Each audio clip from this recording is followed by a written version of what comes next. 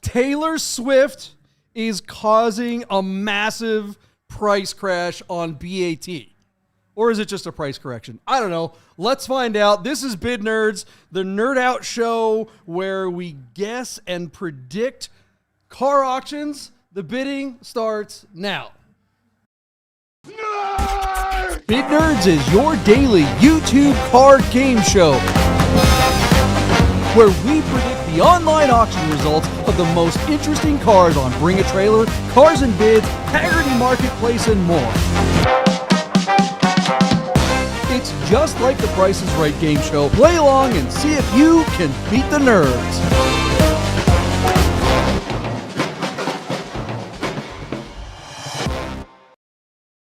We are doing a live show. The Super Bowl is still happening. There are seconds to go. My partner, Michael Deeb, is having a Super Bowl party in San Francisco. I am live here in the Container Park in downtown Las Vegas, along with, look who is back, Wade Bennet from Tech Daily. Welcome back from all your travels, Wade. How you been? I've been good. It's good to be back. It's been a while since I've spoken to anyone about cars, and I'm really excited to be back here and to see the drastic change in the car market, according to JP in the last, I would say, few live streams. The world is ending. Cars aren't selling. What's going on? What in the world is happening right now? You know, that's a good question. I'm trying to figure out how to get the both of us on here like I've ever done this before. New year, same technical snafus. It's okay. I've got everything all like labeled funny here. See, I got that one. Oh man, that was the one that was. The thing is when look at this. When Michael Deeb doesn't show up, when we have too few people, everything breaks. Nothing works. It's so much easier with less people. No, it's harder. Yeah. It's way harder. I think you might be right. David Sullivan hanging out in the chat. How you doing? We are here. We are doing this. We'll see if anybody shows up in the chat. I'm sure everyone's still watching the game. I don't know why we bothered going live, but David's here, I guess. So, hey, David, how you doing? Thanks for hanging out. Missed you at in NAM? What's the big show in LA? I thought it was here. I'm an idiot. I thought NAM was like in Las Vegas, but apparently it's in LA or something like that. So I wasn't able to make it there. Looks like Jim Bag is hanging out. How you doing, Jim? Thanks for hanging out. Aren't you watching the Super Bowl? For you guys hanging out on the Instagram, we are live. So turn on the old thing that we do, the Bid Nerds. Because looks like here I'm gonna put a thing on the. Because all the folks are watching in here. Yeah, if you're on Instagram, head on over to YouTube. Come on, what are you doing? It's time. I was gonna say, JP, it's good to be back. I wasn't completely away from cars though. I was in Scottsdale for Barrett Jackson for the whole week, so I did see some cars sell for various prices. And hello and goodbye to the Instagram. Yeah, it's an interesting time. You know, I think you can find arguments both ways. We saw some crazy results for Barrett Jackson on either end. A $3.1 million Mercedes SL Gullwing, which blew my estimates out of the water. And then I saw examples of cars that were absolutely stolen. And some people that probably are a little sad to be selling their cars in the middle of winter at the start of a questionable election year and all that stuff. So it's an interesting time, I would say, for cars and things. Yeah. Sorry, I'm just checking to see if our live stream is happening. It looks like it is. Some people in the chat are saying that they're not seeing it, but we are live. It is happening. We are. Yeah. And I have some bad news, JP. What's that? The game is all tied up, so we won't be going. Oh my gosh, you're kidding me! So we're in overtime. Wow. So we're not going to see our partner Michael Deeb. Okay, so we're just going to basically screw it. We'll do it live. Yeah, we're doing it live. We're doing this episode. It's the Wade and JP show. all right, guys. I guess that means like no one's going to watch this episode either. And that's a shame too, because this will probably be the best episode ever. It will. It's going to be definitely going to be the best episode of all time for sure. Now, you ask what's going on, and you know, like I joked around about Taylor Swift, and on last Sunday's episode. Or was it last Wednesday's? Maybe it was last Wednesday's. Wednesday was the first day, and I don't know if you caught this on our last episode, Wade, but it was the first time I had ever, like sometimes I'll go through before we start the show, and I'll count up on any given day, like how many, I'll just look at BaT in particular. how many cars were sold that day, how many had a reserve, and how many were reserved cars, right? So cars that actually, because the cars that don't have a reserve, they're going to sell. So it's hard to get a gauge for what the market's doing when you have a no reserve car, because that's going to sell for sure. Yeah. But a car that has a reserve, those are the cars that you really kind of want to pay attention to, because do they not sell or do they sell? Yeah, and it's an interesting kind of perspective there, because you have like multiple people's thoughts on that car, right? You have the seller who may or may not be realistic, oftentimes are if you're completely unrealistic. Then you have BAT, who should be sort of a I don't know, market leader isn't really the right word, but a market setter in a way, where they should be reasonable, because I'm sure they want to represent cars that actually sell and have buyers that are happy bidding. So, there's got to be some sort of balance there, but it sounds like from your perspective, maybe things are not quite in equilibrium right now, where cars just aren't meeting reserve, or sellers are being unreasonable, or something is missing, right? Well, up until just this last week, I've teased these the sky is falling, thumbnails and headlines. But the fact is, when I do that calculus, when I look at how many cars went for sale in BAT and how many that were reserve cars sold versus not sold, it's been pretty much the same forever. It's been 10%, right? Most of the cars sell, about 10% don't. Yeah. Okay, that's common. Yeah, we've talked about that before. Talked about that, Greater right? than 90% kind of sell-through rate on any given sale day. It was pretty solid. Wednesday, there were more FTSs than there were sales. Wow. That's the first time I've ever seen that happen. It was by one. Out of the 107 cars, there were 50-something cars that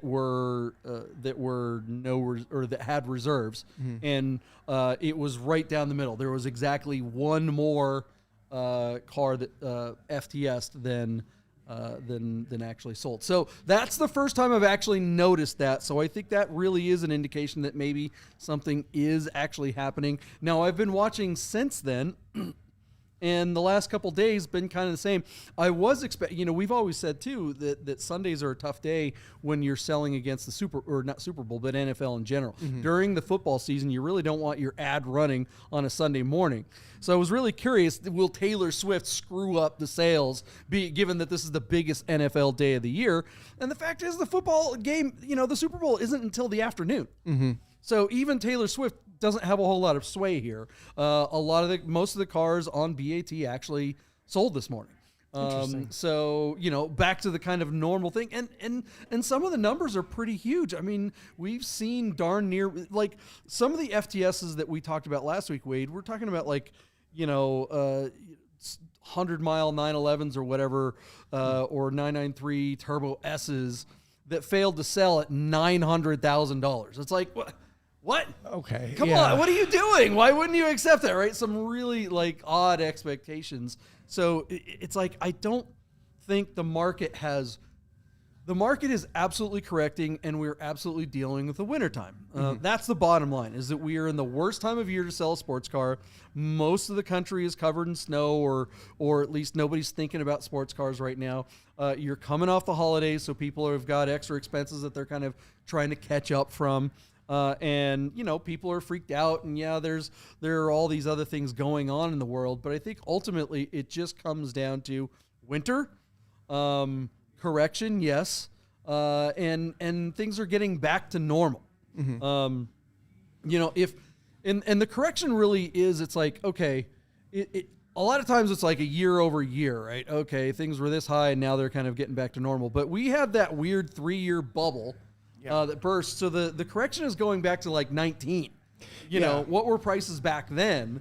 And then calculate a little inflation in there. And I think that's, if you could calculate inflation, you can pretty easily say, all right, this is how much, what was the car going for in 2019?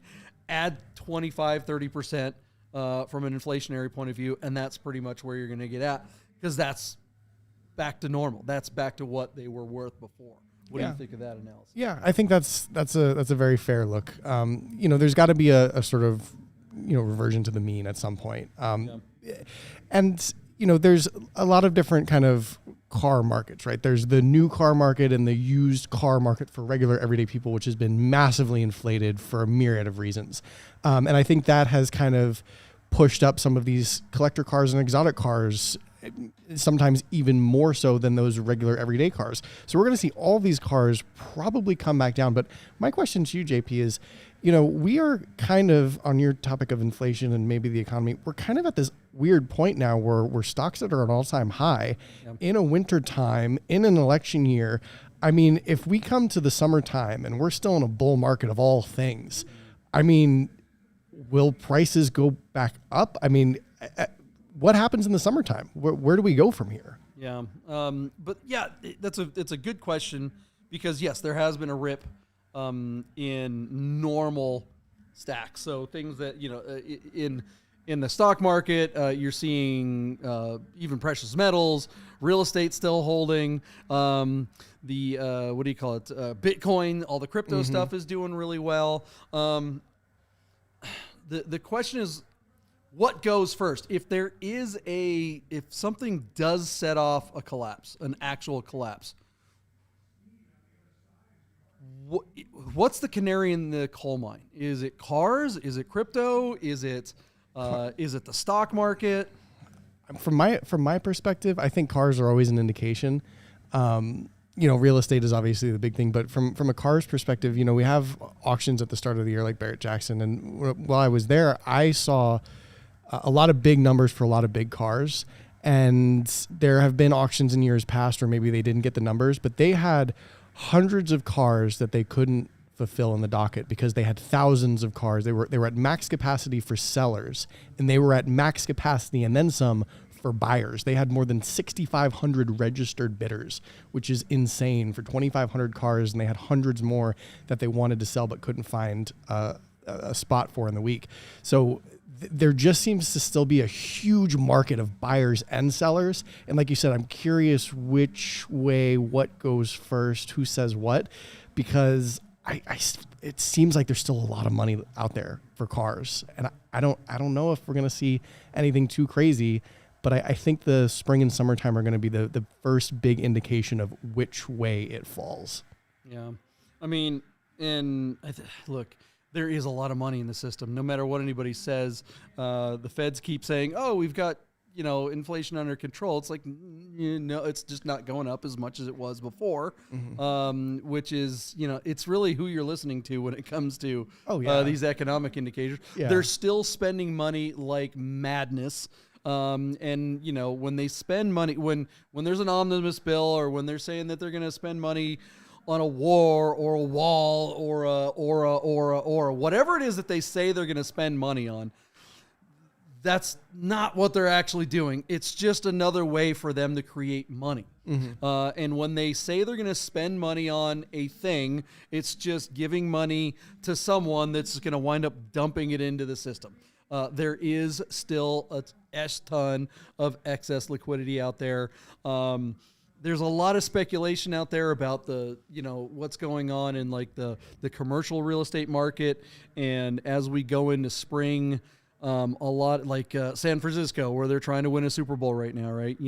Half of that city is, the banks on their ledgers have skyscrapers that were bought 2, 3, 5 years ago, or financed 2, 3, 5 years ago. And, they have a skyscraper in San Francisco. Oh yeah, this is worth $1 billion.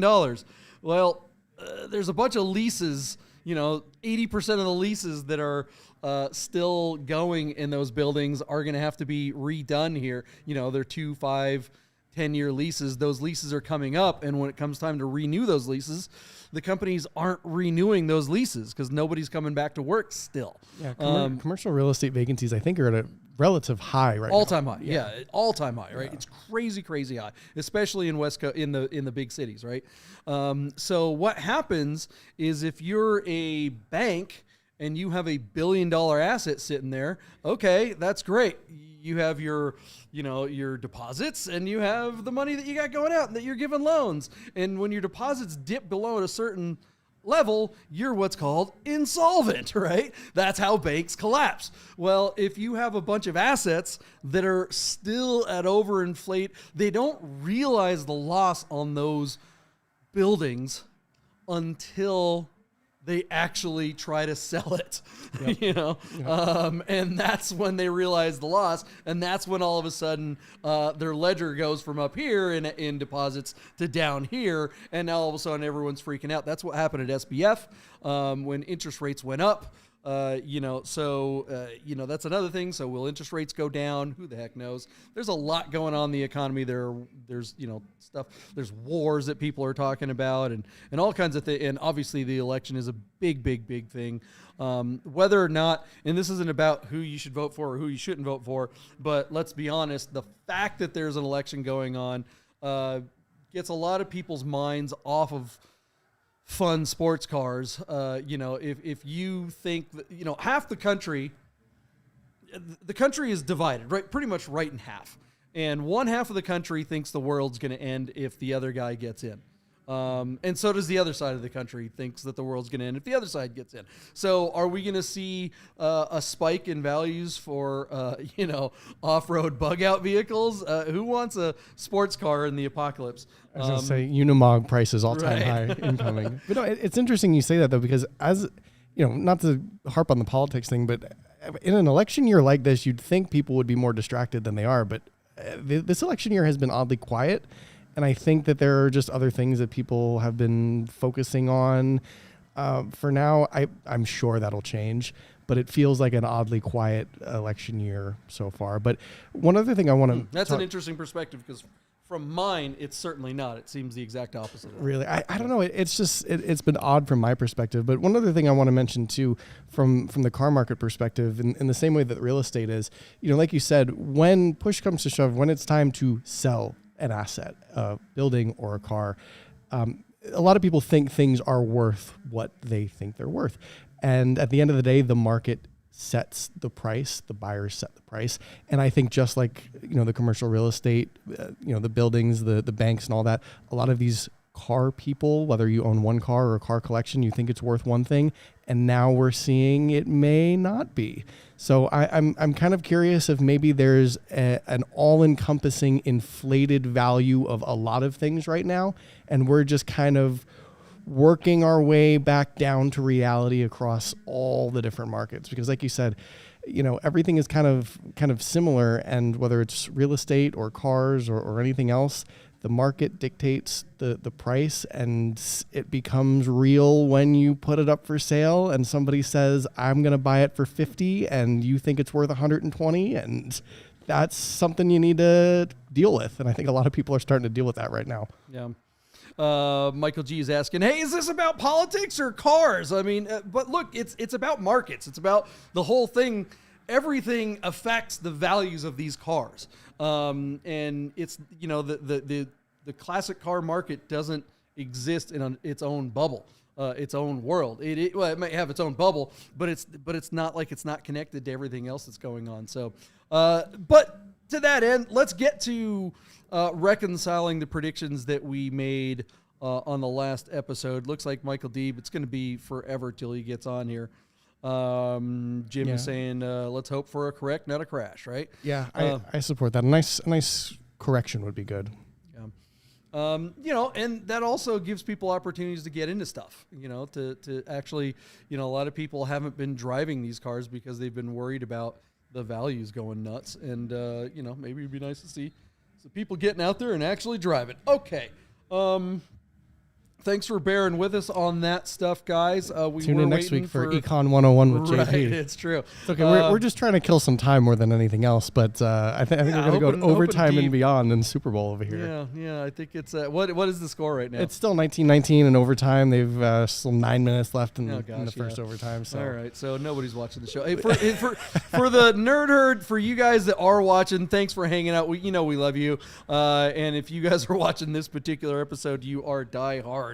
And you definitely are hardcore nerds, and that's why you're here. Hey, shout out to our good friends at God and Porsche of Las Vegas, God and Classic. it turns out that apparently, Michael was calling them for parts, and they still don't know who we are in the parts department, even though they, sponsor us. What's up with that? I actually talked to Paul Jarrett, the general manager there, not just like a couple of weeks ago about this. He's like, "Oh, that's crazy. All right, I'll talk to him." It's like, Jesus Christ. So we'll make sure to get on top of that. Michael G is asking, what's the status of 964 market? I don't know if we have any 964s on the list tonight, and we didn't make any predictions on the last episode. Excuse me, but 964s are still one of the strongest cars on the market. Air-cooled 911s are always kind of blue chip. All the blue chip stuff is going well. If it's a clean, unmolested, well-optioned car in a decent color, even if it's not, pretty much any color of a 964 is going to do well, especially if it's a coupe. As long as it's not a Tiptronic, it's gonna hold its value pretty darn well. Let's see here. The Mauricio seems to think Porsche is having another market adjustment similar to 2010. I don't know. 2010 was that was a crash. 2010, they were worth nothing. And I just don't see. Maybe in real dollars you could say that the prices will go down to that, because let's face it, if 964s, if a 964 coupe, let's call it a 91 964 C2 with 110,000 miles on it, that's silver on black with a manual, good car, not low miles, not crazy high miles, just a good driver class car. In 2010, that car could easily be had for $30,000 or less. We're talking less, probably more like $17,000, right? But let's call it 20. So $20,000 now in today's dollars would be closer to 40 or closer to $50,000. So 964 values would have to be cut in half, because that car I just described would be right now on BaT a $90,000 car. And if it were a really cool color, that could get it over 100. The crappiest 964s, as far as condition goes, are still going for $80,000. Cabs will still bring, almost 50 grand. So as long as it's not a Tiptronic. So I think 964s of all the cars in the market, not all the cars, but of all the Porsches, that's going to be a strong one. That's going to be a blue chip for a minute. Yeah, there would have to be something, I think, really catastrophic to see those sorts of prices again. And I think at the end of the day, there's so many people out there now who are into cars, who have the money, who have been eyeing the market for probably since before COVID. There's tons of people who still haven't bought their dream cars for one reason or another. That would have to be a really catastrophic world scenario where prices go down 50% right now. Right. But that's not to say, a year or two from now, we don't see 25% discounts on certain things, which I think would still be pretty good. I think that's entirely possible on Nissan Versas and anything Stellantis makes and stuff like that. Sure. Because that's again, going back to 2019 prices, whatever, a normal person car, but these classic collectible cars people still want them, and there's still a lot of money out there. Anthony, from Our Smiths, our sponsor, Our Smiths, classic, these guys, they'll service your fine Swiss watch, fine Swiss repair, and they have great watches in stock. Anthony's saying that he says he sold 12 Rolexes in the last 4 weeks. That's crazy. Wow. Right? That's like back like it was a year ago. Yeah. I'm sure you could find a whole mess of people who said Rolex prices are crashing and watches are worthless and this, that, and the other thing. They did for a second. Yeah. 997s, 996s, I think you're going to see a pretty big correction. I have a 997, but I don't think it's going to completely dump. I think it's just going to correct. So, all right. Speaking of cars that we made predictions of here, let's see here. I'm going to try to. Let's see here. Get to this thing. This was a really, really nice car, and I'm not quite sure how I'm going to describe it, because in order to show the pictures of it, I can't read the description. So here is this beautiful Alpha, and Beautiful indeed, yeah. Yeah, this is one from our friends at Pit Stop in San Francisco. That's where Michael Deeb has been holding Cars and Cafe in San Francisco. I've actually put eyes on this car. It is a super, super cool car. And I love this generation of Alfa Romeo. It's the last generation of the Spider. They did make another generation of it, but they didn't bring it to America. This one was one of the longest running body styles, I think, of almost any car that's ever been in America. And they're not, it's not like these are crazy performers, but like Michael Deeb described it, I think he got this description for me. This is the generation of Alpha that it was kind of the 964 of Alphas. Just like 911s, they had kind of big impact bumpers before 90. And then in 91, they kind of rounded everything out, just like everyone was doing back then. And this car is just exceptionally clean. And when you buy a car from Pit Stop, it really is something. It's always going to be something special. I was going to say, you said you've seen this car in person? I did get to see this car in person. How did it look when you saw it? How long ago was it? Boy, this was it was about a year ago. It was the first, it was when the first Cars and Cafe happened in San Francisco. We went and checked it out, me and Chef.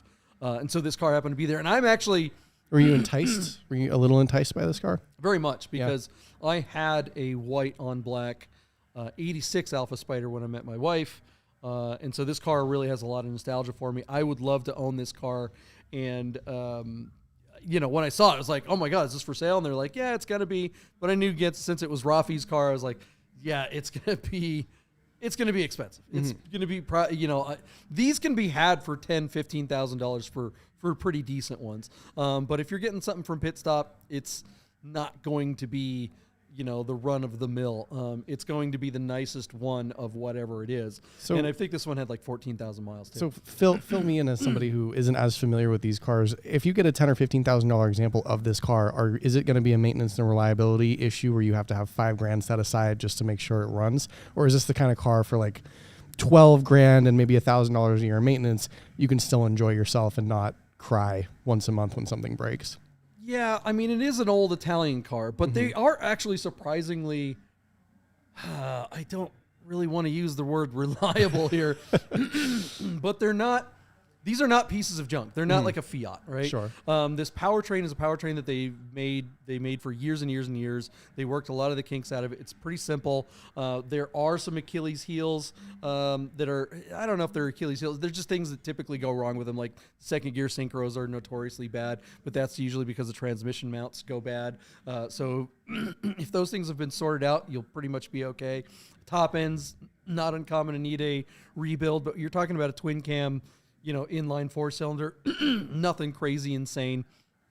It's not unlike a 16-valve Volkswagen powertrain in a lot of ways. Now, this is a rear-wheel drive car. It's not a front-wheel drive car, which is why it's better. But you'll have little electric gremlins, but in my experience, having owned, I don't know, at least a half dozen of them over the years, and it's been a long time since I've owned one, but every time I owned one, every time it had a problem, usually an electrical problem of some sort, it usually wasn't a failure in that component. It usually came down to a component and corrosion. So you would have like a module or literally a fuse or something like that would just get corroded. So if the window switch stopped working, pull the switch, clean the living daylights out of it, put it back in, chances are it's going to work.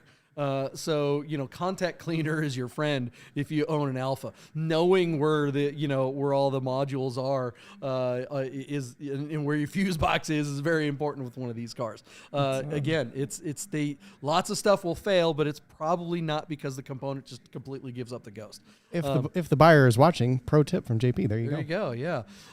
So let's see here. What were our bids? That we had Mauricio, our friend from Three Pedal Posse, joined us on the episode, and I think he's hanging out in the chat, or at least he was. He may have given up and gone back to the Super Bowl. But Deeb was pretty, like I said, these go $10,000, $15,000. Deeb thought this thing might get 30. I came in at 25 because, again, it's probably the nicest one I've ever seen or have seen since they were new. And Mauricio split the difference with 28.2. Care to venture a guess on what this car went for? Oh, man. I'm going to go a little bit lower. I'm going to say 24,222. knowing very little about the car, but I think that might be a fair number. All right, so you dipped it right under me, which would have been a good bet because, well, it wouldn't have been because I won. It was 25,750 is what it went for, so I missed it by 750. But you were right in the ballpark. 25,750. We have seen these go in the 30s when things were crazy high. And this is one of those cars where you saw a bunch of them enter the market right after that when somebody's like, holy cow, you get $30,000 for, and of course they didn't get anywhere near that. But this one, again, one of the nicest ones there are. And I wish I could have bought at 25. When I saw it in San Francisco a year ago, I may have popped on that. Yeah. Because I would have, yes, I bid on the show at 25, thinking that it was just the wrong time of year and thinking that there's a dip right now and kind of wondering why Rafi decided to sell it this time of year, thinking that, it's definitely a car that would do better in April. I think if this car were for sale in April, it would probably bring over 30. So whoever got it for 25,750, if their intention is to flip, I think they did a good job. If their intention is to get the best Alpha Spider out there, also nice work. And again, at 25, I probably would have been like, yeah, I think I want that car because I would absolutely love to own another one of these and tootle around with my lovely wife in it. That would be a lot of fun. All right, let's hear another car that we made a prediction on. Dang it, I'm not sure how to do this here, guys, because typically I'm at a different machine so I can actually see the descriptions. Well, I'm just going to have to wing it here. Who cares? Let's see here. Stand by. This is a beautiful 1958 Porsche 356 Emory Special. This is a 356 Speedster. This car started out its life as a coupe, if I remember correctly. I'm going from memory from the last episode. The top was chopped off, and this car was made into a Speedster. Normally, that sounds like the kiss of death when it comes to the value of something like this, but this car wound up in the loving hands of our good friend Rod Emory, who is the world's premier 356 Porsche, what do you call it? Restoration. And this is a singer. We always talk about how some cars are like singers or whatever. This particular car is singer class. There's no one better in the world than Rod Emory when it comes to 356s. This particular car, every nut and bolt, screw, fastener, every last thing has been paid attention to. The engine on this thing is I can't remember, I think it's a 2.6 liter flat four that is a derivative of a 964. It's basically a 964 engine with two fewer cylinders.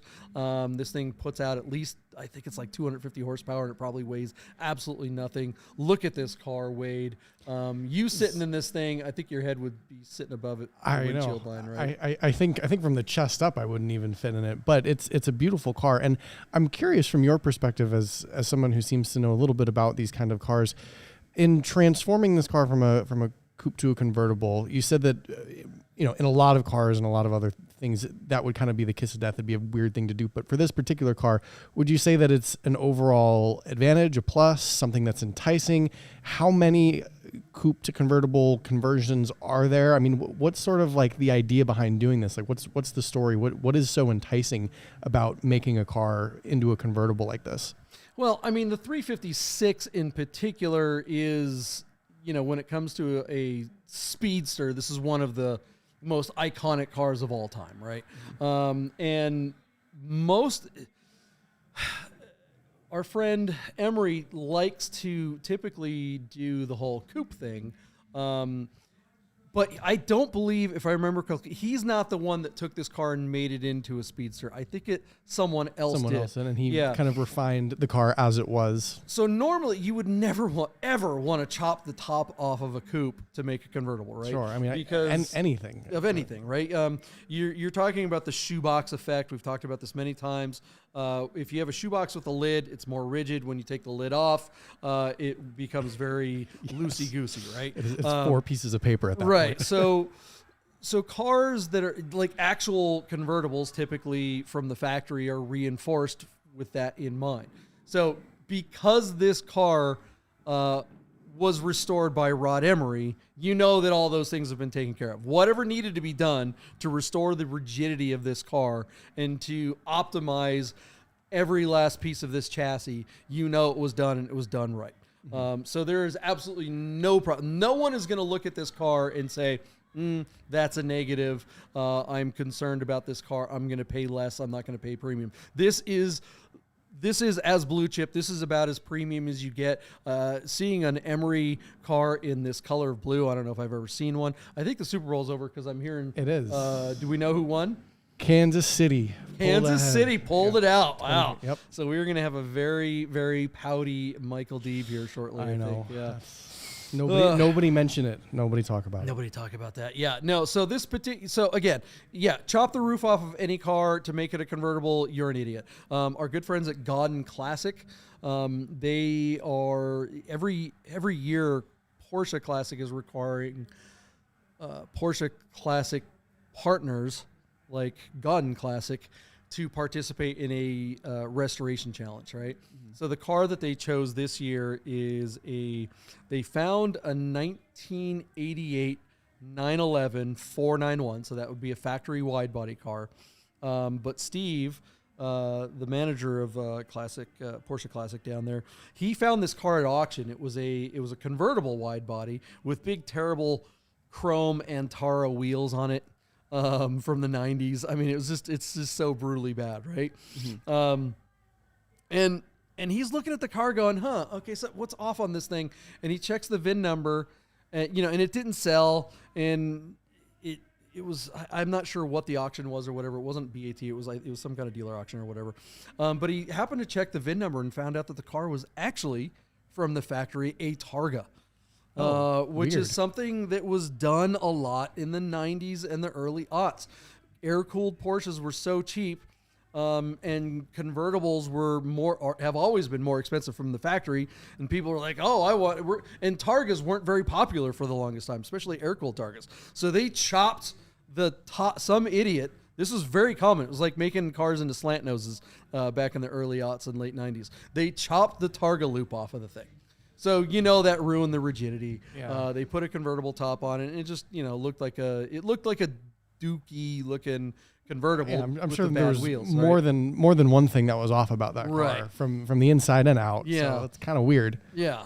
So Godden is doing God's work, and they're bringing it back. They're going to put the Targa loop back in. Oh, yeah, nice. They're going to, which is going to make it. There were only like 80-something Targa wide bodies made in 88. They're going to make it more valuable as it was, and that'll be an interesting project for sure, and probably best for whoever drives that it won't collapse like a folded piece of paper. Right. So back to this Emory special. I'm going to give you a chance to make a bid on this thing. Tell you where we were at, where our heads were at. Deeb came in at $888,000. I was not as optimistic, again, because I do think it's the wrong time of year. This is a blue chip car. You don't ever see Emorys for sale. I mean, how often do you see a Singer for sale on one of these auction sites or anywhere for that matter? Singers or Emorys are about the same way. You're waiting 2, 3, 5 years for a car when you put a deposit down. But I was still kind of like, things are a little odd. I'm going to go 800,356. So I said 800,356. Mauricio was pretty optimistic. He said $918,000. And I don't think any of these bids are crazy. I think in spring, or if this thing were at, the auction, Amelia Island here coming up next month, I think this could be darn near $1 million car, give or take, right? So with all that said, what do you think happened with this particular auction? Oh, man. Well, after that nice little lesson about this car, it's definitely interesting, and I think it's probably a one-of-a-kind sort of deal. It is kind of an odd time to sell, but I think this is a car that it almost doesn't matter when it sells. I mean, you're not really going to find another one of these. It's not going to be like, 3 months from now, I'm going to get a similar one, So I think it probably got all the money at like $895,000. And I'd be curious if there is even another one of these for sale this year. Yeah. I mean, there will probably be another. If there are any Emory specials, you could count them on one hand for sale, probably. I mean, same thing with Singers, right? I mean, we just don't see them that often. Okay, so let's hear the actual. What happened with this thing? This car sold with 22 bids for $802,000. So, oh, wow. Again, I won this one. I missed it by around 12 grand or something like that. 20 grand? I don't know. I can't do math. $2,000. Do you feel like that's pretty low for this car? I do. I think that's a bargain for that car. Is there? So what platform was this on? That was on Bring a Trailer. So it was the right platform, had the right eyeballs. Again, I think somebody could make a 6-figure profit here in a very short amount of time if the economy does any kind of if there's any kind of buzz going on this spring or in the summertime at the top of the market with cars. I think someone could do well. Yeah, to your point too. Even with the Bring a Trailer fees, it's not like that. It's not like the car really even hit most of our estimates. So I wonder if maybe this individual just saw that this was a decent time. Maybe they just kind of fired off a all-in kind of bid and hoped for the best and kind of won it, not even thinking they would. And I wonder, with that in mind, I mean, if they can make another 50 or 100 grand off of the car 3 or 4 months from now, it seems like that would be a really good time to do it. But I almost wonder if maybe, like you said, this isn't a car that's for sale that often. There aren't that many in the world. So if you've been wanting this car, it's for sale. Yeah. You saw it and you were probably interested in bidding on it. So the market sets the prices for these things. And if that is the case, if this is where the market says this car is, maybe it's an indication of its true value. I'd be curious to see where this car ends up in the next 6 months, though. Yeah. And if you get stuck with it, I mean, talk about a great car to have into the apocalypse. Look, $800,000 is nothing to sneeze at. Yeah. That is a lot of money. And this car, depending on when it was built, now I don't know how old this build is, but it wasn't that long ago. I mean, we were talking about like 2017. Right when things just started to kind of go crazy. You're talking a couple $100,000 for an Emory build. Mm-hmm. Singers were barely $300,000 back then. So we saw Singers go up to $1 million, no problem. That crazy Vader Emory special that he made for Momo, that just great supercharged crazy, or maybe it was dual turbo. I can't remember that. Really crazy dark black, flat black car that he made for Momo and SEMA a few years back. I mean, that got resold for somewhere around $800,000, but that was like 2019. Mm-hmm. So I can imagine that car is probably $1.5 million, a car now. So I think if you have $800,000 to park on a car, I think you're gonna be just fine long term getting an Emory special. What do you guys think of the results of that Emory special? Do you think that was well bought? Do you think that's just crazy high for a convertible in February during the Super Bowl? Again, is it Taylor Swift's fault? Let us know in the comments below. And let's talk about the last car that we made a prediction on the last episode so we can get to some new predictions. This thing was a weird pick. Good old Michael Deeb. I know what he was trying to do here. He was thinking of me, and that's really nice of him. This is a little 1999 Tacoma, Toyota Tacoma pickup truck. This is just a 2-wheel drive truck. It's got the bench seat with a stick shift. This thing had really low miles. I think we're talking like 30,000 miles or something like that. Some aftermarket wheels out of New York. This thing's on P-Car Market, and so of course it's going to have something wrong with it. Look at the whole side of it. It's got a dent all the way down the side of this truck. Look at this thing. Deeb was thinking of me because he knows I like old Toyotas and stuff like that. But look at this thing. It's dented all the way down the side of the truck. This is a project. This needs body work. This is so P-Car Market. And just like ran the whole side of the truck. Right. And of course the listing didn't say project or body work or anything like that. It just said 30,000 mile, Toyota truck. Yeah. And Deeb picked it without looking super close.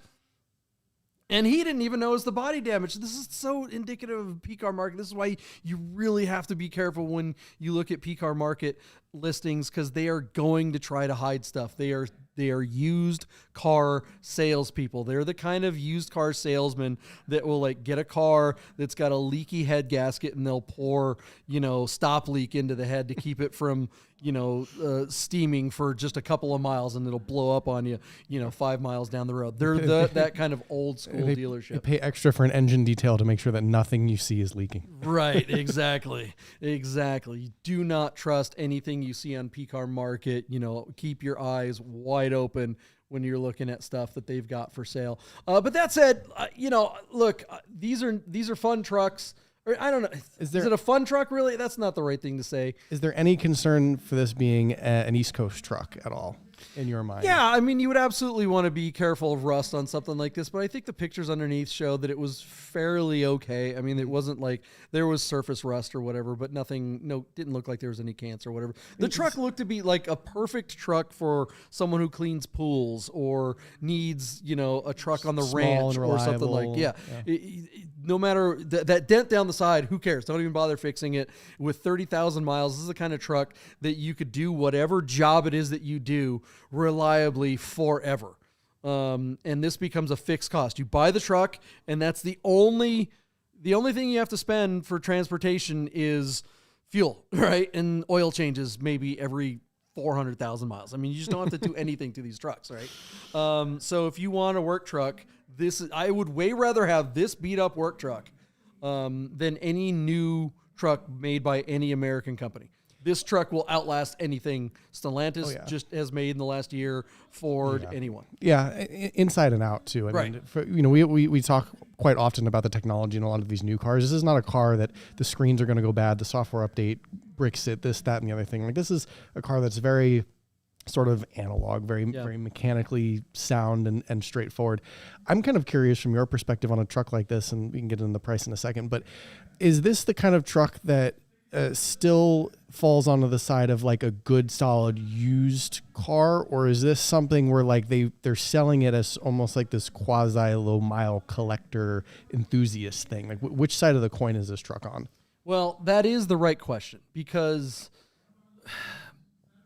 the Tacomas are like the cutoff, right? So all the trucks from, I guess it would be, let's see, the Tacoma, I think, started in 96. Somebody out there in the comments can help me out on that one. Maybe it's 95, 96. So the previous generation Toyotas are the ones that you see that are just like crazy collector trucks. People are spending all kinds of extra money on them. This is definitely has a little bit of collector value to it, but not that much. The Tacomas just don't make people go, oh my gosh, I have that. Now, if this were a 4x4, like single cab manual, Tacoma, it would definitely be more likely to fall into that cool hipster, Toyota, collector category. But being that it's just a 2-wheel drive, just regular base truck, I think it's more just like a great used car. Now, that said, we had some bids. Deeb thought it would come in at $7,500. I didn't think it would get much more than $6,000. I think when we were looking at it, had a day to go and it was only at like $4,000. And Mauricio said, it'll get another $800. So he said $4,826. What do you think this thing brought? And just to let you know, everyone in the comments is going, you could put literally, let's see here, what does Vampire Bear says? You could put 500,000 miles on that truck very easily. They run forever. Yeah, I mean, with that in mind, I almost feel like this is one of those trucks that goes higher than you think. I mean, if there's more than 2 people in the room who know that this is a truck that you could go 500,000 miles on, I mean, for $4,000 or $5,000, I feel like a lot of people would want that. I'm going to go on the higher end and say $6,500, and let's see what the number hit. Well, you would have done better than me, but Deeb at 7,500 was much closer, but we were all off, and your inclination was right, though. You're on the right track. You should have kept going. This thing with 22 bids, same amount of bids that the Emory Special got, sold on PCAR Market for $12,500. Wow. That's a pickup truck with body damage, people. So the Tacomas, I think maybe do have a little bit more collector cachet than maybe I originally thought. But still, if this were a 95 or 90, or sorry, call it a 93 with the same kind of miles, I think it would have been double that. I mean, that's probably true, but I'm going to say from a used truck perspective, I mean, where else are you going to get a $12,000 pickup truck that you probably know is going to last many hundreds of thousands of miles? Yeah. I mean, you're not going to get anything new that you can confidently say. You're not going to spend 30 or 40 grand and be like, yeah, my relatively new F-150 is going to last 200,000 miles. I mean, my dad goes through F-150s like he goes through, soda cans. It's like once a year, it's a new truck.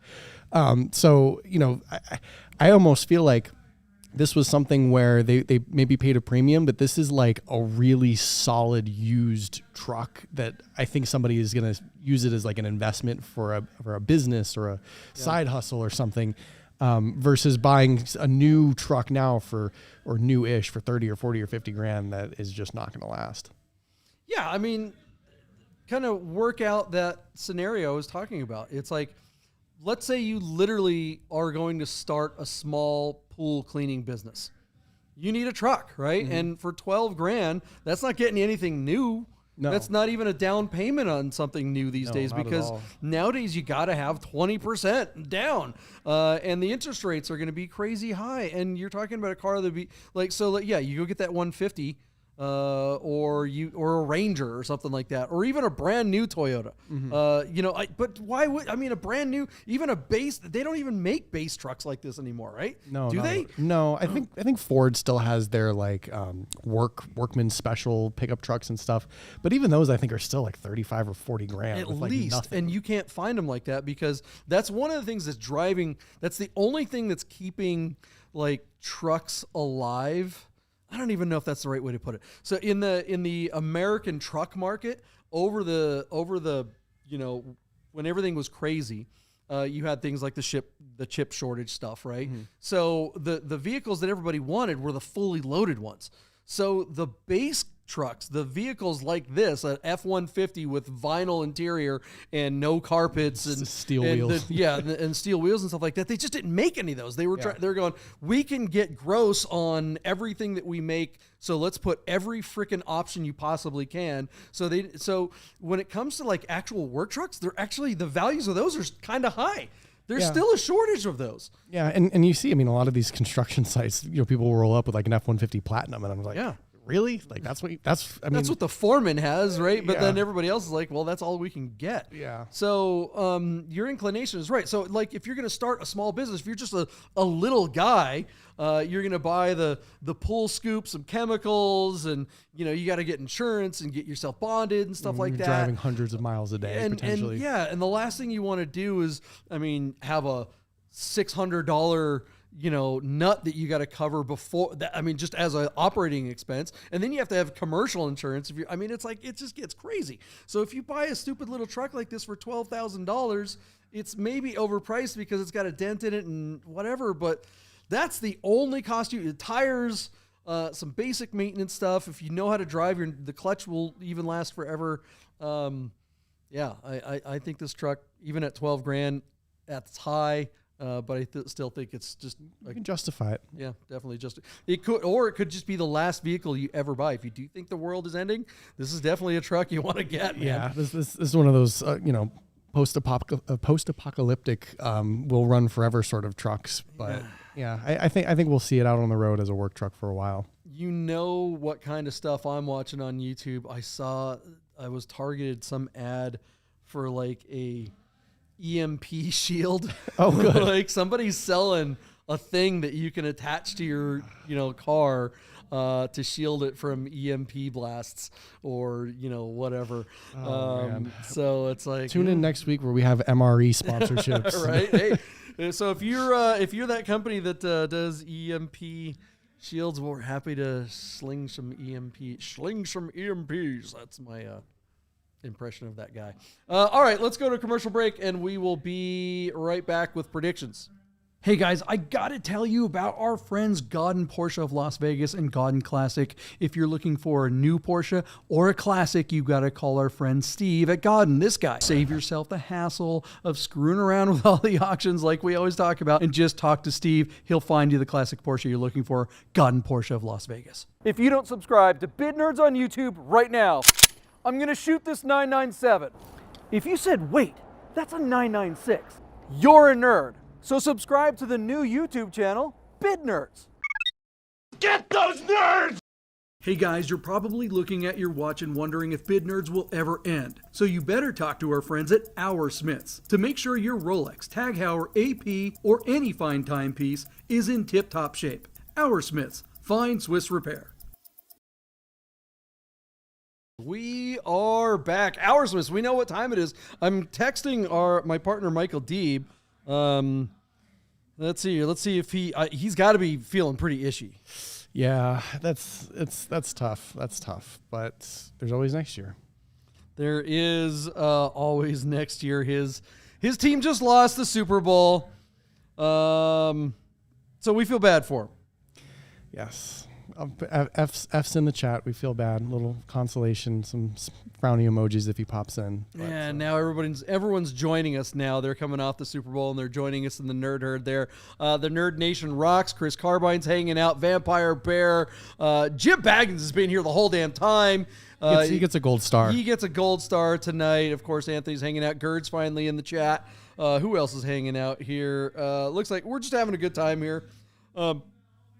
Having some technical issues because I'm sitting in this chair, and when I show pictures of the cars, it's really hard. There's no way for me to see the descriptions, so I've had to wing it. And at least on the when we were covering the cars from the last episode, I could just remember. But now we have to make predictions on the new cars on the list. So I'm gonna have to go on my phone or something like that. Comprehensive description just from one picture. Just from one photo. I'm just gonna have to figure it out. It's gonna be like what's the show, House or whatever, where I can just look at one thing about the car and then I'll know the whole history of it. Oh, exactly. Because I'm a super detective.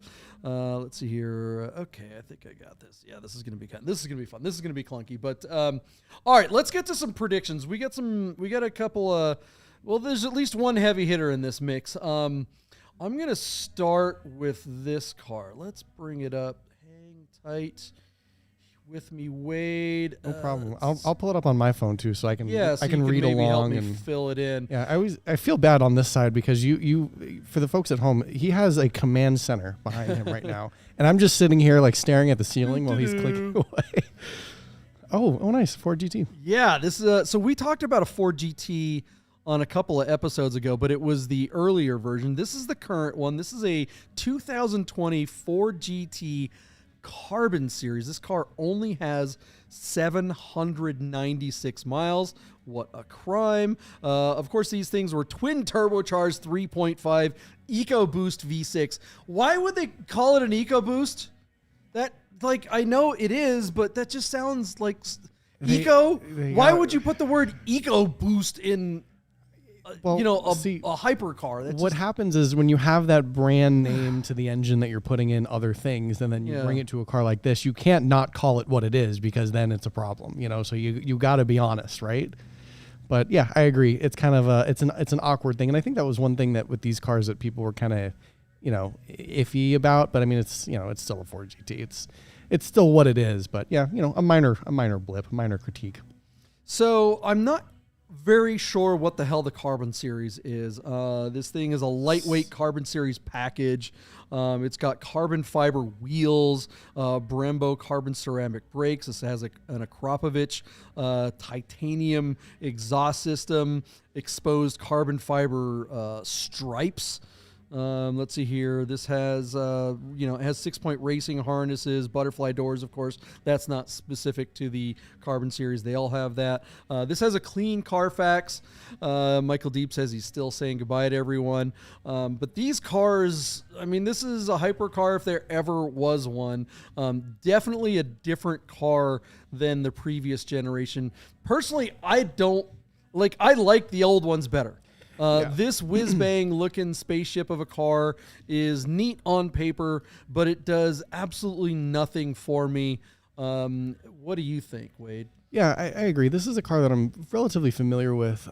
And, you know, old Ford GT versus newer current Ford GT, I think you're going to find a lot of people still prefer the older Ford GTs, just from a heritage perspective, from a driver's perspective, from just an overall perspective of sort of everything. The newer Ford GTs are technological marvels, and they definitely border on that supercar, hypercar sort of threshold.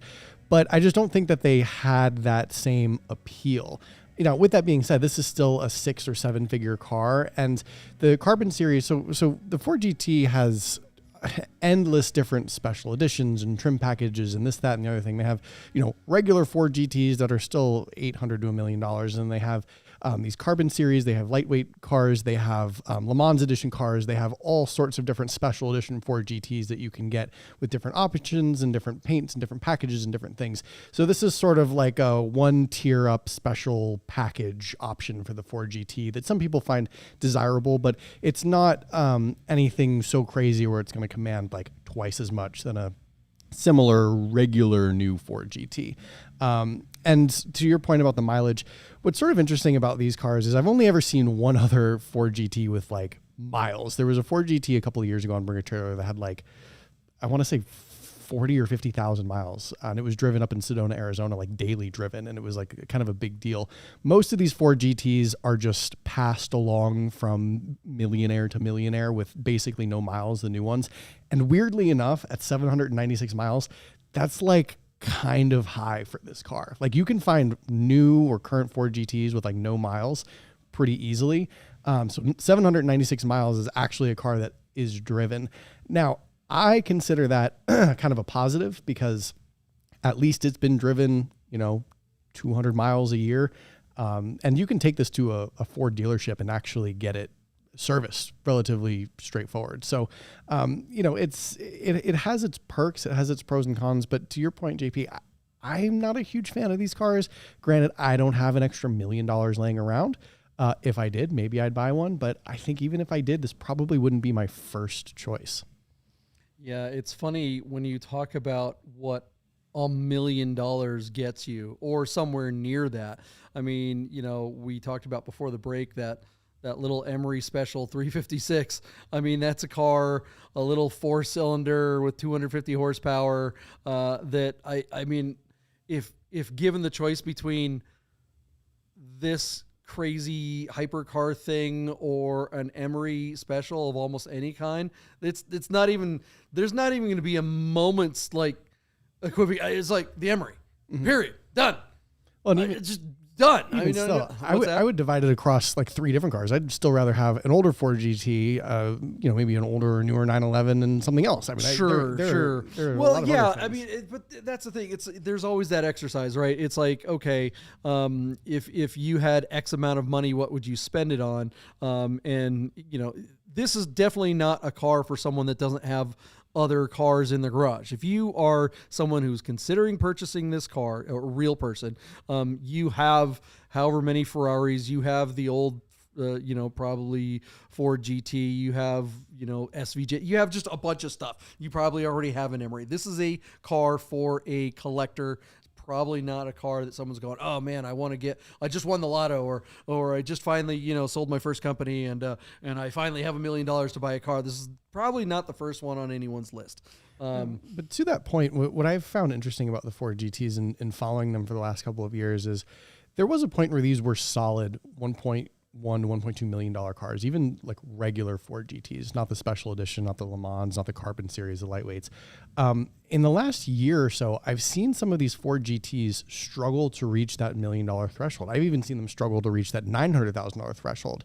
Unlike the first generation Ford GTs, which were $200,000 to $250,000 cars for a while, and when they first came out, couldn't even be sold by the dealerships. And now, I mean, you can't get a Ford GT first gen with miles for less than $400,000. And like I said, conversely, this is like a car that maybe has declined $100,000 or $200,000. And I wonder if it will actually continue to decline for a little while. Like, do you think this is ever going to be a $500,000 car? Yeah, will this continue to depreciate? I doubt it, because they are numbered and they are just such a collector car. I think they're just going to kind of flatten out and just kind of continue with inflation. I don't think it's going to be like something like an SVJ, a Lamborghini that's just going to continue to circle the drain. Those are never going to be special cars. There's a lot of, $800,000 Ferraris. They're just going to keep going down, these modern ones. But I think this car, it's not, companies like Ferrari and Lamborghini and other supercar car makers, they make lots of different, maybe not lots, but at least they make a few different models, right? Ford makes one hypercar supercar. And this is the only one. And there's always going to be people that are into that Ford GT name. And so I think this is a car that will hold, but I don't think it's never going to take off. Who was it? Somebody's asking on here. Was it Vampire? Anthony was asking, would you have this over a CGT? I mean, nobody. What? It's not even a CGT in this. Well, a CGT is worth twice as much. I mean, CGTs are basically worth almost $2 million now. So yeah, best and examples. I don't think any Ford GT is going to be anywhere close to it. Look, they don't have a manual. Yeah, none of these cars that don't have 3 pedals. They're going to struggle to bring that really big money in the collector market because, what do we keep seeing going up? 3 pedal cars. Yeah. Learn, guys. I also think that you can find a lot of, this is probably a bad example, but you can find a lot of comparable supercar and hypercars to this Ford GT. You're not going to find a comparable car to a Carrera GT. Yeah. You're not going to be shopping price comparison to like 3 or 4 other similar Carrera, GTs, but you could probably price shop a half a dozen supercars and hypercars that are similar to a Ford GT in like the $750,000 plus range. There just isn't. It's kind of a tough comparison to make. Yeah, for sure. All right, so what do we think this thing's going to bring? Let me tell you where it's at right now. Let's see here. This ends tomorrow. Tomorrow morning. It's already at $802,000. Let's see how many bids this thing has on it. 37 bids. 37 bids already. So some people are paying attention to this thing. Monday morning always makes me nervous.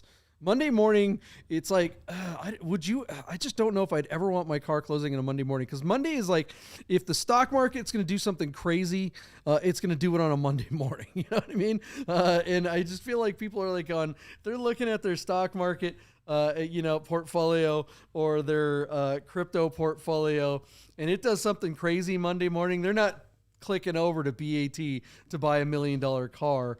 That said, I guess I'll go first and say, yeah, I'm with you. This is the Carbon series, so I guess that means something, but I don't know these cars as well as you. Most of the people most of the nerd herd is saying it's not going to break $1 million. Let's see. Your Vampire Bear seems to think this thing's going to get 1.2. Gerd, hey Gerd, what's up, man?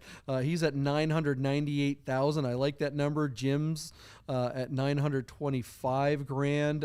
What else we got here?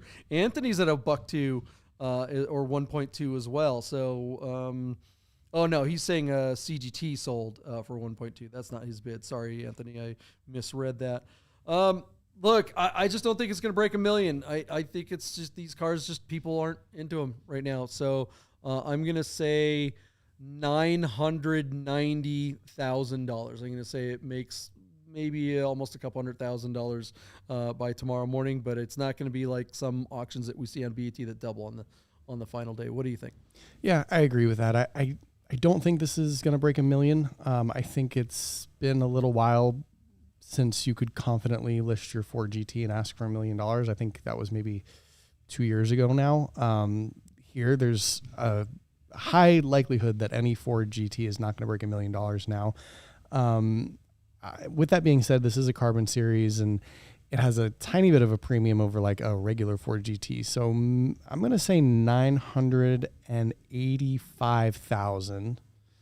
And I think that's all the money. Interestingly enough, at Barrett-Jackson last year in Las Vegas, there was a Ford GT Carbon series that only sold for the hammer price was $800,000 with commission and everything is $880,000, and that was a steal at that time. So there's always a chance that it could fall flat. I don't think that's the case here, but like you said, Monday mornings could be a little tricky. You never know what happens on a Monday morning. A lot of risk. I mean, maybe you could maybe it pays big. Mauricio, he stole your bid. He thinks 985 as well. Anthony came in at 965. Chris Carbine's at 965. So, what did I say? Did I say 902 or did I say 920? I don't know. I'm going to stick with 902. I'll go back and check my numbers here. But what do you guys think this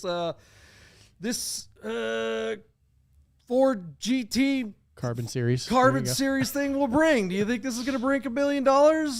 Is this car going to bring even more, or is it going to fail to get there? Well, let's ask you this: at under $1 million, Wade, do you think it sells? I think you have to be reasonable and look at the market. I mean, we're January. This isn't. This sounds bad. This isn't that special of a car. I mean, there are Ford GTs for sale. So I think the person who's selling this maybe got their 500 miles of fun out of it, and are just hoping to. If they, I don't know what the full story on this car. If they bought it new, they obviously didn't pay $1 million for it.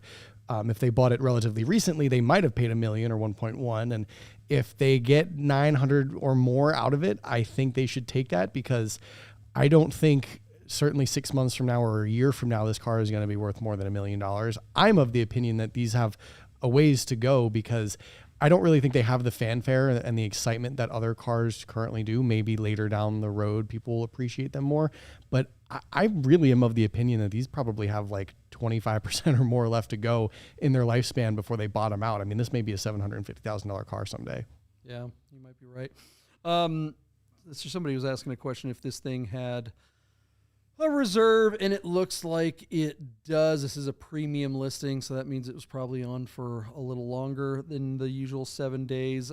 Jim is reminding me that I actually said 990,000. That sounds correct.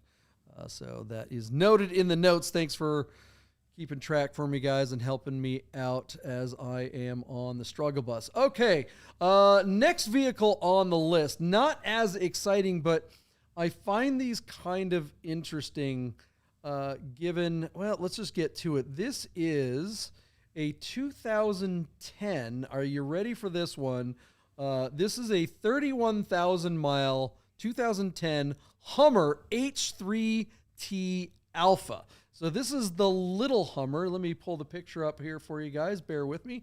There it is. This is the little Hummer pickup truck. This isn't the original Hummer H1 that Sylvester Stallone drove around. This isn't the goofy H2 that everyone was using as a tax write-off in the early aughts. This is the little H3 that's more of a kind of Jeep Wrangler size vehicle, and this is the one that has the pickup truck bed in it. And then given that it's the Alpha, I think the Alpha means that this is the rare one. Most of these had a 5-cylinder engine, but this one actually had the 5.3 liter V8. These are actually pretty sought after vehicles. They are 4-wheel drive like you would expect for, something like a Hummer, and they do come stock with a rear locker. They don't have a front locker, so it's not a fully locked vehicle, but these are formidable off-road vehicles as you would expect for a Hummer to be. This one is black on black. You don't really see these very often. When you do, they're usually pretty beat up, and they usually have a lot of miles on them. And they're usually the 5-cylinder ones. So I have not seen one of these 8-cylinder ones for sale in a while. This has a 4-speed automatic transmission. So unfortunately, you could not get these in a 3-pedal vehicle. You could get a 3-pedal version with the 5-cylinder, but not in the V8. Let's see here. These have the stability track control. This one does have a sunroof and a receiver hitch and running boards and heated seats and stuff like that. And of course the air conditioning, all that kind of fun stuff. Clean Carfax. This is sold by a dealer out of Pennsylvania. But this is a pretty good looking truck. And it's like when these came out, they just kind of came out at the worst time in the world to be a car maker. I mean, when these were new, you had things like, what was that gas guzzler thing that they had in excursions? No, not the actual gas. There was gas that law that Obama had when he came into office. So they had a gas guzzler tax on. It's not the tax; it was the buyback. Because when Obama became president in like 2008 during the Great Recession, what the heck was that? Cash for clunkers, right? So they were basically giving you up to like a $4,000 rebate if you would turn in any vehicle that got like that was over a certain amount of weight or was had a below a certain threshold for fuel economy. So anybody that had an old SUV or an old heavy, sedan or something like that. But gas prices were crazy high. They were like $4 or $5, which was the highest they'd ever been at the time. The economy was obviously in a really rough shape, and new car sales were in the total isher. So the federal government came out and said, all right, we're going to try to inspire people to get out there and buy new cars. And what they were buying were hybrid, Toyotas. They were buying Priuses. They were buying little cars. They were buying diesel Jettas before that was a dirty word. But what they weren't buying was anything that said Hummer. They weren't buying anything with V8s. They weren't buying any SUVs. They weren't buying anything big and heavy.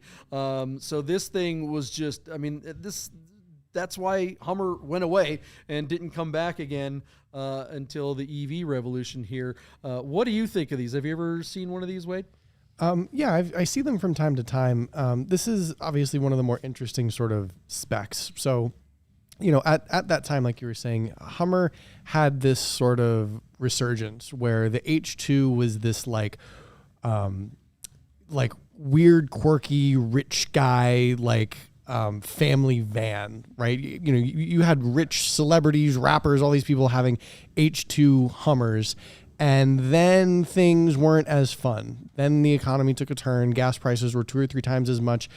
People ran out of money, and GM was kind of like, okay, what do we do now? Because nobody's going to buy a tank right now. So what they did, they basically took a GM platform like the Colorado or whatever it was, and they made the smaller H3 Hummer as sort of maybe as a way to combat what was going on at the time, because people still wanted SUVs. But I think that they had a hard time justifying, like I was saying, the excursions, the Hummers, the expeditions, all sorts of stuff.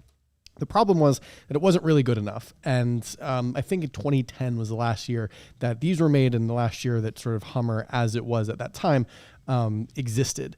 So a little bit of a shame that it wound up that way, but I think it was kind of inevitable at the time because these things just did not make any sense. Now, however, these are very interesting. They're very enticing. I think that this particular example, as it sits with 30,000 miles, is a pretty solid example. It's the weird pickup truck version of this H3, which is kind of rare with the Alpha package, whatever that is. They didn't really make a ton of these, and there aren't ones that are as nice as this one represents to be. So I think this is pretty enticing. I'd be curious from a reliability standpoint if there's any question marks with it. I don't know how reliable these are. I've heard in some capacity that some of the earlier ones may not be as reliable, but I don't know for sure. Other than that, though, I think now is the time to buy something like this because, like we were talking about earlier, new trucks, new pickup trucks, SUVs, off-road things, they're overpriced. They're too technologically complicated to know for sure that they're going to last more than 3 years at best nowadays. But this is a thing that I think might just be, weirdly enough, a decent value, just given the state of things right now. Yeah, for sure. You talk about reliability. You're right. The little kind of crappy 5-cylinder ones, I think the engine was just too small. And like a Wrangler, right? A Jeep Wrangler comes with a 6-cylinder, and they suck. I've owned Wranglers, and I actually kind of love Wranglers, always have. But they've never been known to be powerful vehicles, right? Our friend Rami drives G-Wagons all the time, and I would love to get a G-Wagon. How awesome is G-Wagon? Big, boxy, crazy, unaerodynamic, off-road, utilitarian looking vehicle, but it has all the whiz bang stuff in it.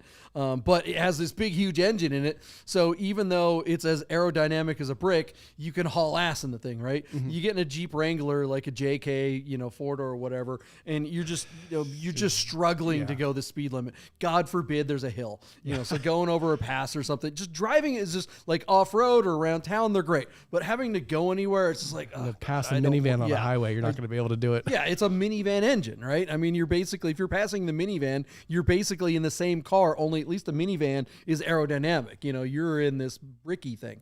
So that's always been the Achilles heel. I know they have a new Wrangler now with a bigger engine. I haven't driven that thing. I'd kind of like to, but I feel like this vehicle, look, there's nothing really, other than a Toyota pickup truck. Chevy pickup trucks are from this era and older are reliable vehicles. Z71 pickup truck from this era. That's a 300,000-400,000 mile truck, right? This has a Chevy V8 in it. It just happens to be a little bit more boxy. And I really like, one of the things that I always liked about this particular configuration, it's like the Avalanche. Remember the Chevy Avalanche that had the kind of half pickup truck, half SUV thing with the pass through? The Avalanche is ugly as hell, but this thing actually looks kind of cool. I'm trying to get to the picture where it shows the back seat folds down and you actually have access to the bed, and the bed is covered. It's got that really cool cover. So it just had this truck really does offer a heck of a lot of utility. Yeah, it came from that era where the Avalanches were kind of popular. Those weird, like not quite a pickup truck, not quite an SUV. You wanted the best of both worlds. And I think this probably leans more towards that both pickup truck and off-road side of things versus like the family hauler that like the Avalanches. And I think they made an Escalade version of it too. Yeah, they did. And that's the thing. It's like, how much stuff are you really ever going to put back there? And I think this offers just about the right amount of space, because how many people really ever use their SUV or their pickup trucks to carry? Yeah, it's like, right? Exactly. This is kind of like you could take that lift off and you could put your dirt bikes back there, right? Or a snowmobile or something like that. Or you can close it up and, like you said, have access to it. Maybe you got to go to Home Depot and you get some plywood or something like that. It's just whatever. This is a good all around vehicle. And I don't know. I kind of like it. I feel like you're talking yourself into it right now. Yeah, I'm gonna buy it. How much would I have to spend is the big question, right? So what do we think this thing's gonna bring? Well, it's sitting at $23,000 right now with 17 bids, 2 days left. Interestingly enough, I actually think that this has a little ways to go. Now, in the comments, they say the bidders and people interested, there's a reserve, and I am wondering how reasonable the seller is on something like this. This is a dealer. Or the dealer. Yeah. So, I think for 38 grand, if it sells for 38 grand, it's a good sale and a good buy. But something tells me it's not going to sell. And I almost feel like this dealer might want like 45 grand for it or something ridiculous. But I think it hits 38 and I think it should sell at 38. All right, so you went first here. I'm giving you some help this time since you've done everything else this episode. Yeah, I don't. That's as good a guess as I could have. I was thinking these were $30,000 trucks. Now it has low miles. So, it does, yeah. And it's really low miles. And what do you get for under $40,000 these days? You definitely don't get anything this cool. If you're getting a new Chevy truck, you're getting whatever their Eco Boost, or I guess that's the Ford, but whatever stupid eco thing that it's going to be a 4-cylinder with turbos, right? Or a 6-cylinder with some turbos. So will this thing break 40? Anthony seems to think it does. Anthony, this truck seems like it'd be right up your alley. The Spud Syndicate needs one of these in Idaho up there. I'm going to go ahead and bet above you. I'm going to say it breaks 40. I'm going to go 41,000. And the question is, does it sell? I don't know. I just don't know enough about the market on these, and I'm going to be paying close attention to this because I think it really is a cool ass vehicle. The problem at that number, though, to me, is that you could go get a brand new Wrangler for that, or a Bronco. I think the base ones, but. Yeah, I think it's kind of in that Bronco territory, the new Jeep territory, and even like if you wanted, late model 4 or 5-year-old pickup truck, something in that, you could probably find one for 40 grand, and it will have the technology that maybe some people want. But it's not going to be as cool. I mean, you're, when you pull into a parking lot, you will be the only one with an H3T Alpha. I mean, so, I think there's definitely a cool factor to it, but we'll see. Yeah. At 40 grand, if you go buy a brand new Wrangler, you're getting the base Wrangler. You're not going to get a locker. You're going to get just a regular four-wheel drive one. You're not going to have a V8. You're not going to have, all the whiz bang stuff that this thing has. And I think this is probably, exponentially more reliable than a brand new Wrangler or a new Bronco, because with that little 4-cylinder. I think these are like 300,000 mile type engines. So yeah. All right. What do you guys think this thing will bring? Let us know in the comments below, and let's move on to the last car on the list. Wade, you sent this one to me a couple of days ago. You said, I don't usually, put cars on the list. So do I make you introduce this thing? Do I make you talk this thing through? Because you know a thing or two about this one. I'll gladly talk about it. All right. Introduce the car, Wade. What do we got? Let me preface this by saying, there it is. When I was browsing Bring a Trailer, I actually thought of you, JP, when I saw this car, because at first glance, this is a 1996 Ferrari F355 Spider 6-speed. You think I'm low rent? That's what you thought. No, not at all. I think a black on black Spider 6-speed Ferrari with maybe a little more miles, but something you can drive and not lose your shirt over would be kind of enticing. And that's what I thought this car was, until I started going through the pictures. So from about 10 feet away, this is a matte black wrapped 355 Spider 6-speed. And then you hop on inside and you see that the seller or somebody along the line decided to customize this car in a very specific way. So what they did was they took out the raggedy red seats that originally came with this car. They actually put a picture in the comments, which was nice of them. And they took actual Louis Vuitton bags or luggages or whatever they took, and wrapped the seats and part of the dash in Louis Vuitton leather from back, like literal Louis Vuitton material, which is just mind-blowing. And in addition to customizing the interior in such a unique way, they decided not to fix a number of other things in this car. So they prioritized the Louis Vuitton seats, but there's like door handles that don't work. There's like the wrap on the car is like 10 years old. Who knows what's underneath it? They didn't bother to make everything else in the interior cohesive in any way. So this is just a bizarre car that actually has gotten a lot of attention on Bring a Trailer, like 100 and something comments. Some people think they know who owns this car, and it's somebody who's a big Louis Vuitton fan in the Ferrari chat forums, and that's what they wanted to do with this car. So really interesting. It has 66,000 miles or whatever it was, more than 60,000. Yeah, 65,000 miles, which is higher. This certainly isn't a collector grade 355 by any means. But I don't even know if this is a driver quality 355.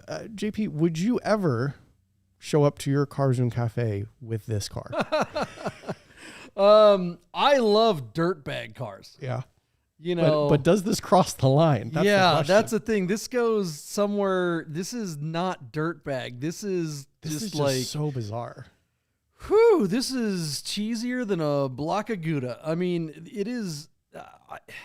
I definitely want to get rid of that wrap. I'm worried about things like, the right front headlight. It's got the old school pop-up lights and they're all crooked. So what was also mentioned in the comments. Luggage, huh? So the weird thing is the front end was replaced, either the fenders or the bumper, something with like a Euro spec front end. So that doesn't quite match. But on the other side, like you mentioned, the weird thing is this car has like luggage. It has like the toolkit. It has like all the books. It has like way more of the elements that like a collector grade Ferrari would have. But then like the door handles don't work. So like where were the priorities? I don't know. Yeah. And then looking at the interior, aside from the obvious like Louis Vuitton upholstery, you can tell, you mentioned, that it used to be red. and it looks like, like I saw one of the pictures had the handbrake leather. Looks like it was red, but they dyed it black, and now that black is fading. I don't know if I passed that, if I can find that picture again. So it's like, yeah, and then the silver kind of trim along the doors, that looks like to be some kind of weird carbon fiber. And then they kind of pasted like an Alcantara kind of, on the dashboard type of thing. Yeah, I mean, look at this silver carbon fiber stuff. That is just like, it's just, when you see someone, when you see it all the time here in Vegas, I'm sure other markets see it. You're on Facebook or Instagram and someone's advertising the local car show. You mentioned Cars and Cafe, right? Mm-hmm. We take a lot of pride in the ads that we make for Cars and Cafe. They're very classy, simple, and cool. We try to incorporate really cool photography, and we've got the logo and just really basic information. But usually when you see an ad for a car show somewhere in town, it's usually got like 14 fonts. You have the logo has a font, and then where the thing is at has a font, and then like they try to jam all this information. Oh, this font, that font, and another font. Oh, look at all the fonts we got. This interior feels like an ad for a car show at an old Kmart parking lot. I mean, it's just like, it's got, what do we make a decision here? Are we going with Louis Vuitton? Fine, do that. Yeah. But we also have the silver carbon and the Alcantara. Oh, there's the there's the handbrake that was obviously red. What did they take a Sharpie and make it black? I mean, what are we doing here? And then the other side, look at the door sill here. The other door sill had a carbon fiber plastic strip on it. So it's like, it's just, you're so right about how can this car be saved is the question. Like, could this car actually be cool? Is there a way to like go, all right, let's embrace how kind of messed up it is. Like, putting a livery on this car would do a lot for it. If you just went nuts with the stickers, and big numbers and stuff like that, and just kind of said, okay, but look, the rear badge is all crooked and messed up. I mean, what the hell is going on here? Could you strip that interior somehow? I think the interior is probably worth more than the car itself. If it is actual Louis Vuitton material, I feel like that has to have some value, right? Like, I don't know. No, I think you can buy Louis Vuitton, upholstery patterns that are probably not legit. There's no way that's legit Louis Vuitton. That's what they have said multiple times in the comments. They ruined actual bags and upholstered. They used bags? How, like, I have no idea. There's no way. That's what they say. The comments? The whoever's representing the car. Really? Yeah. Okay. All right. That's interesting. Yeah. So very, very weird. Very weird. This is very, very peculiar car. Yeah. I don't know. I mean, it's probably a hoot to drive if you didn't have to look at it.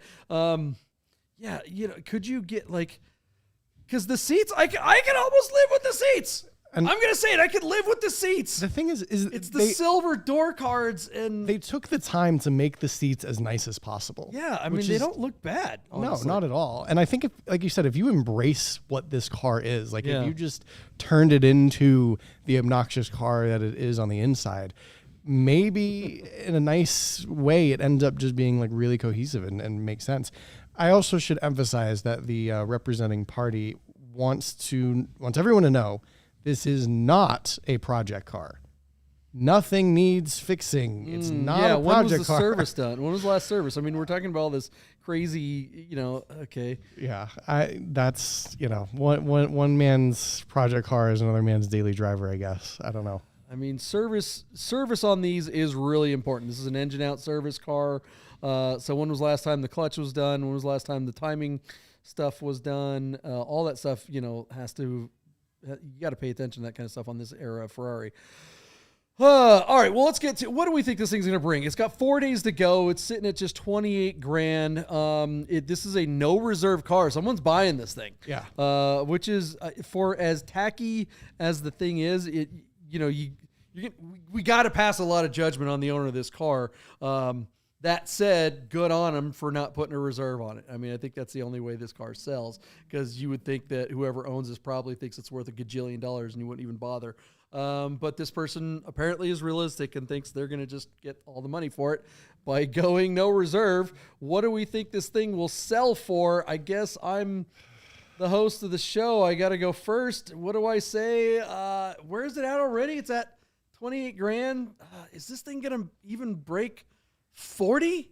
Look, at the end of the day, I'll just say this. It is still a 6-speed Ferrari, which has some premium. I mean, at a bare minimum, the transmission and the VIN number is worth something, right? What color is it underneath the wrap? I think underneath it's supposed to be red.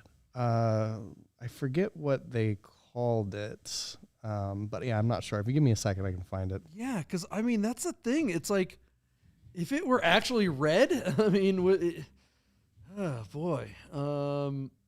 But you just have no. Did you say there were pictures of it without the wrap, or before the vinyl was put on it? No. The pictures that they showed were like the seats and all that kind of stuff. Okay. It is factory Argento, which I don't know what it is. Yeah, if Michael Deeb were here, he would know. Yeah, I mean, if it were. If it didn't have all the silliness on silver. it. It's silver underneath. Silver, yeah. Okay. So it was originally a silver over red car. That's interesting. Yeah. I would love to, we'd have no idea if the silver underneath looks good. Yeah. It could be just an absolute mess. So do you leave the vinyl on? Well, at a bare minimum, that whatever it is, the fenders or the bumper or whatever, that's a Euro spec that they added after an accident or after something. So that may not even be silver either. That could just be black, a completely blue, different color. Good not point. even painted. Yeah. Yeah, and that's a lot, right? That's a big deal. So without seeing what this car looks like, it's kind of like what's in the box, right? What's behind door number 2? You just don't know. It's wrapped. You literally don't know what's under that wrap. With that said, I think this thing's going to have a hard time.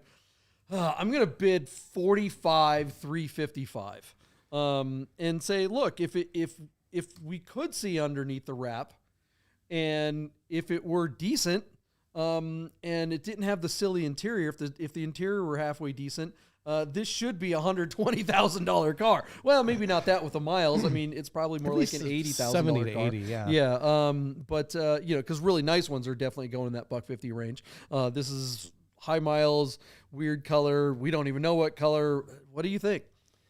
Yeah, this is a big question mark. This is the kind of car where I think if somebody is genuinely, truly interested, they have to go down and see it. And I think the interested party who goes down and does their due diligence may discover which way, that car falls, whether it is actually a project, even though the representing seller, whoever it is, says it's not, or they may say, hey, this car really isn't as bad. Like, you can rip the wrap off it, change the seats, and it may actually be a $70,000 or $80,000 car with minimal effort.